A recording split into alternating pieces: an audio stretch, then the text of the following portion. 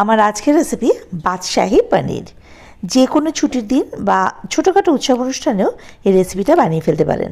অসাধারণ লাগে খেতে। এটা জিরা রাইস বা ফ্রাইড রাইস, পোলাও, নান, পরোটা, রুটি এই সব কিছুর সঙ্গে দুর্দান্ত লাগে খেতে। বাড়িতে অবশ্যই তৈরি করে খেয়ে দেখবেন, আর ভালো লাগলে লাইক, শেয়ার, কমেন্ট করার অনুরোধ রইল। তো রান্নাটা শুরু করা যাক। আমি এখানে পনির নিয়েছি 200 গ্রাম। তো এগুলো কেটে নেব। আমি এগুলো একটু চৌকো চৌকো করে কেটে নিচ্ছি। আপনারা আপনাদের পছন্দ অনুযায়ী এটা সাইজ মতো বা কেটে নেবেন আর কি। এই যে সব পনিরগুলোই আমি এরকম একটু চৌকো করে কেটে নিয়েছি। এবার একটা মশলা তৈরি করে, ভাজা মশলা। তার জন্য ফ্রাইং প্যানে ওই 1 টেবিল স্পুন গোটা জিরে, 1 টেবিল স্পুন গোটা ধনে, 2টো ছোট এলাচ, অল্প একটু দারচিনির টুকরো আর 2টো শুকনো লঙ্কা, এগুলো একটু ড্রাই রোস্ট করে নেব। খুব বেশিক্ষণ ধরে ভাজার দরকার নেই। যখনই ধোয়া উঠবে তখনই ফ্লেমটাকে অফ করে দিতে হবে, নাহলে কিন্তু আবার পুড়ে যাবে, আর পুড়ে গেলে তো সেটা একদমই ভালো লাগবে না। এই দেখুন, এই যে এটা ধোয়া উঠছে, এখনই ফ্লেমটাকে আমি অফ করে দেবো। এবারে ফ্রাইং প্যানটা যা গরম আছে তার মধ্যে এটা নাড়াচাড়া করলেই বেশ সুন্দর রোস্ট হয়ে যাবে, সুন্দর একটা ফ্লেভার বেরোবে। এই যে দেখুন, এটা আমার কিন্তু ড্রাই রোস্ট করা হয়ে গেছে। এটাকে আমি একটা আলাদা পাত্রে নামিয়ে রাখলাম। এবার এটা ঠান্ডা করে গুঁড়ো করে নেব। ততক্ষণ চলুন আরেকটা মশলা বানিয়ে নিই, এটা ঠান্ডা হোক। তো আবার ওই ফ্রাইং প্যানটাতেই 1 টেবিল স্পুন মতো সাদা তেল দিয়ে দিলাম। তেলটাকে গরম করে নেবো একটু।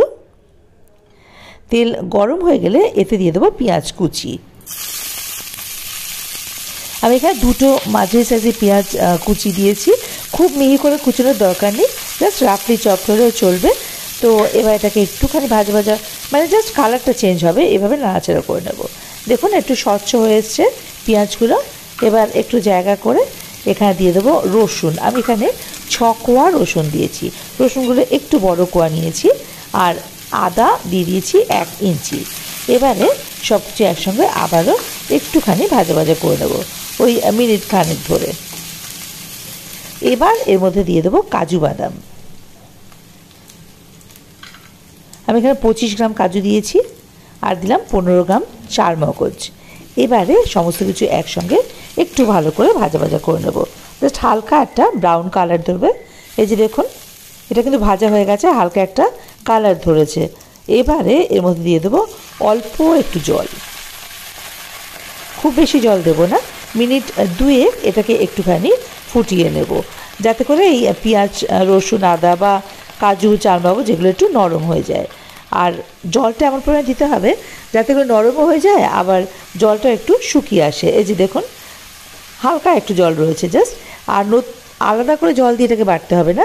এই পুরো ব্যাপারটাকে ঠান্ডা করে আমরা একটা মিহি পেস্ট তৈরি করে নেব। এদিকে দেখুন, এই ড্রাই রোস্ট করা মশলাগুলো, এগুলো কিন্তু এভাবে গুঁড়ো করে নিয়েছি। এবারে ওই ফ্রাইং প্যানটায় দিয়ে দিলাম অল্প একটু বাটার, ওই 2 টেবিল স্পুন মতো হবে বাটারটা গলে গেলে। আর দিয়ে দিলাম 1 টেবিল স্পুন মতো সাদা তেল। এই বাটারটা ইউজ করে না, পনিরটা খুব সুন্দর একটা ফ্লেভার আসে, তাতে টেস্টটাও কিন্তু খুব ভালো হয়। এই যে দেখুন, বাটারটা পুরোপুরি গলে গেছে। এবারে এর মধ্যে ওই কেটে রাখা পনিরগুলো দিয়ে দেবো। এবারে এই পনিরগুলোকে ওই মিডিয়াম ফ্লেমে নাড়াচাড়া করে জাস্ট হালকা একটু লাল করে ভেজে, মানে খুব হালকা কালার ধরবে। খুব বেশি কড়া করে ভাজলে কিন্তু পনিরটা কীরকম রাবারের মতো একটা চিউই হয়ে যাবে। এদিকে দেখুন, আরেকটা দিকে আমি জল বসিয়ে দিয়েছি, তাতে নুন দিয়ে দিয়েছি। তো জলটা একটু গরম হয়ে যাক। আর এদিকে দেখুন, পনিরটা কিন্তু ভাজা হয়ে গেছে। এই যে একটা হালকা রং ধরেছে পনিরের গায়ে। এবারে এই পনিরগুলো ওই নুন জল আছে তার মধ্যে, যেটা আমি গরম করে রেখেছি, এর মধ্যে ঢেলে দেব, তেল থেকে তুলে, মানে তেল ঝরিয়ে। এই যে দেখুন, এই পনিরগুলো যদি নুন জলে ডুবিয়ে রাখি তাহলে হবে কি, পনিরগুলো খুব সফট হয়ে যাবে, আর নুনটা পনিরের মধ্যে ঢুকে যাবে। এবার ওই পনির ভাজার যে তেলটা রয়েছে তার সাথে আমি আরও 1 টেবিল স্পুন তেল অ্যাড করে দিলাম। তেলটা গরম হয়ে গেলে ফ্লেমটাকে মিডিয়ামে করে ওই পেঁয়াজের যে পেস্টটা, ওটা ঠান্ডা করে পেস্ট করে নিয়েছিলাম, সেই পেস্টটা আগের মধ্যে দিয়ে দেবো।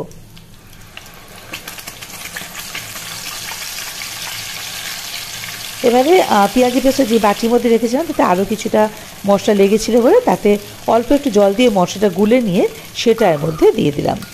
এবার ওই মিডিয়াম ফ্লেমেই এটাকে একটুখানি নাড়াচাড়া করে নিতে হবে, মোটামুটি একটু কষিয়ে নেওয়া আর কি।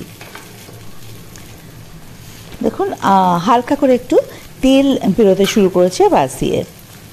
তো এটা ওই মোটামুটি মিনিট 2-3 সময় ধরে একটু নাড়াচাড়া করে নিয়েছি। এবার ফ্লেমটাকে একদম কমিয়ে দিয়ে এর মধ্যে দিয়ে দেবো টক দই। আমি এখানে 2 টেবিল স্পুন মতো টক দই খুব ভালো করে ফেটিয়ে এর মধ্যে দিয়ে দিলাম। এবারে আগে লো ফ্লেমে টক দইটাকে মশলার সঙ্গে খুব ভালোভাবে মিশিয়ে নেব। এই যে দেখুন খুব ভালোভাবে এটা মশলার সঙ্গে মিশে গেছে। এবার দিয়ে দিলাম স্বাদ মতো চিনি, আর নুন কিন্তু এখন দেব না, কালারের জন্য দিয়ে দিলাম কাশ্মীরি লঙ্কা গুঁড়ো 1/2 টিস্পুন। নুনটা এখন দিচ্ছি না, আমি পরে বলছি। তার আগে এটা ভালো করে কষিয়ে নিতে হবে যতক্ষণ না অবধি পাশ থেকে পুরো তেলটা রিলিজ করছে। এই যে দেখুন এটা কিন্তু খুব ভালোভাবে কষানো হয়ে গেছে, পুরো তেলটাই দেখুন ছেড়ে দিয়েছে পাশ থেকে, আর কালারটা খুব সুন্দর এসছে। তবে একটা কথা খেয়াল রাখতে হবে, যেহেতু এটা কাজুর পেস্ট, এটা কিন্তু নেড়ে যেতে হবে সমানে, নাহলে এই যে দেখুন ফ্রাইং প্যানে কিন্তু এটা আটকে যাওয়ার চান্স আছে। তো খুব ভালোভাবে যখন এটা মিশে যাবে বা কষানো হয়ে যাবে তখন এর মধ্যে দিয়ে দেবো অল্প একটু ফ্রেশ ক্রিম। আমি এখানে ওই 2 টিস্পুন মতো ফ্রেশ ক্রিম খুব ভালো করে ফেটিয়ে নিয়ে এর মধ্যে দিয়ে দিলাম। আর দিয়ে দিলাম ওই ভাজা মশলার গুঁড়োটা, পুরোটা দিনই অল্প একটু রেখে দিয়েছি, ওটা পরে কাজে লাগবে।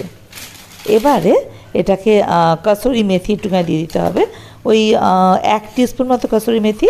এবারে সব কিছু একসঙ্গে খুব ভালো করে আগে মিশিয়ে নেব। খুব ভালো করে মেশানো হয়ে গেলে ওই যে নুন জলে পনির ভিজিয়ে রেখেছিলাম সেই জল শুদ্ধ পনিরটা এর মধ্যে দিয়ে দেবো। এই জন্যে আমি আগে নুন দিইনি, কারণ এখানে তো নুন জলে পনির ডুবিয়ে রেখেছিলাম, তো সেই জন্য এখানে নুন দিয়ে দিলে বেশি হয়ে যাওয়ার সম্ভাবনা ছিল। এভাবে টেস্ট করে দেখবো, যদি লাগে তাহলে আবার দেওয়া যাবে। দেখুন এটা ফুটে উঠেছে। এবার এর মধ্যে দিয়ে দিলাম অল্প একটু জল গ্রেভির জন্য, মানে ক্রিমটা যে বাটির মধ্যে ফেটিয়েছিলাম ওই বাটির মধ্যে অল্প একটু জল দিয়ে এর মধ্যে দিয়ে দিলাম। এবার একটু ফুটিয়ে নেব হাই ফ্লেমে।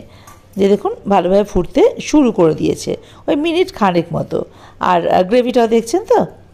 এবারে এর মধ্যে দিয়ে দেবো অল্প একটু মিঠা আতর, ওই 2 ড্রপ মতো। আপনারা যদি মিঠা আতর না দিতে চান তাহলে একটুখানি গোলাপ জল আর একটু কেওড়া জল এর মধ্যে দিতে পারেন।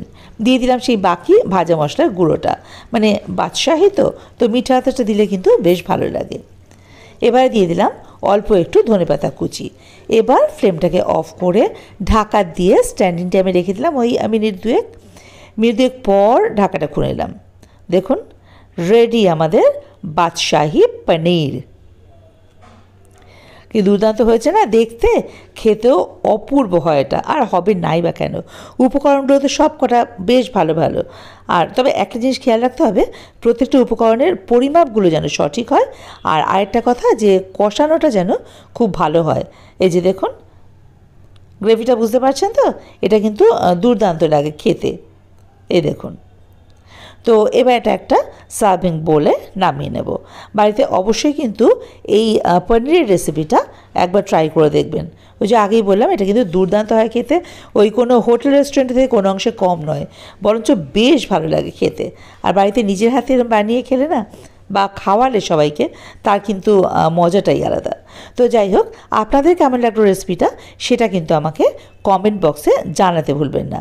আর যদি রেসিপিটা ভালো লাগে তাহলে অবশ্যই আমার চ্যানেলটা সাবস্ক্রাইব করে আমার পাশে থাকার অনুরোধ রইল। বেল আইকনটা ক্লিক করে দেবেন ফার্দার নোটিফিকেশানের জন্য। ও বলতে ভুলে গেছি, এই রান্নাটা কিন্তু ওপর থেকে একটু চিলি ফ্লেক্স ছড়িয়ে দেবেন, তাতে রান্নার স্বাদটা কিন্তু একটা আলাদাই মাত্রা এনে দেবে।